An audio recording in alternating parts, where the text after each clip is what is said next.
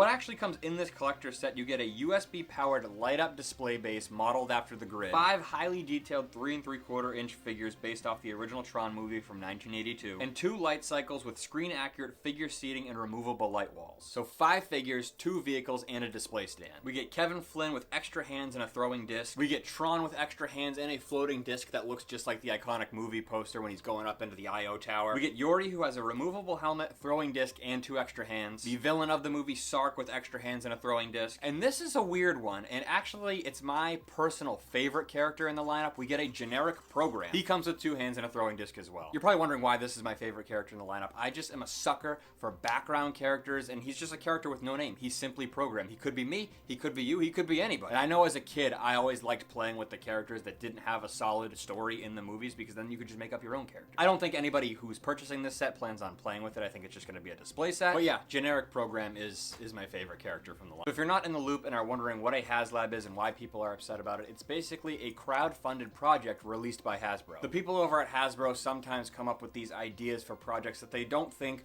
will be able to sell in store, so they want to sell it directly to the consumers. However, they're usually larger, expensive items like a 3 3/4 inch scale Jabba's sail barge. That was the first one they ever did. Now imagine how big that box would have been sitting on retail shelves. It would have taken up a lot of space, so they figured, why not send it directly to the people that want it? And Hasbro requires a certain amount of people to back the projects before it even goes into production. So if that number isn't reached, the product isn't made. So you might choose to back the project. However, if the total number of backers isn't reached by the end of the campaign, that project never goes into production, your card never gets charged, and you never get the item in your hand. It's basically like a Kickstarter campaign, if you've ever heard of that or ever participated in one of those. You order the item, your card doesn't get charged unless it goes into production and that goal is met, basically, to sum it all up. I can understand why people are upset about this. I could see wanting to collect all the figures or vehicles individually, but I think with a property like Tron, it is kind of a risk to put that into stores. These figures would do great in comic book stores and the collector section in stores like Target and Walmart. I personally don't see why people are mad that this is a HasLab. I think it's okay to use as a HasLab because it is such a niche little property.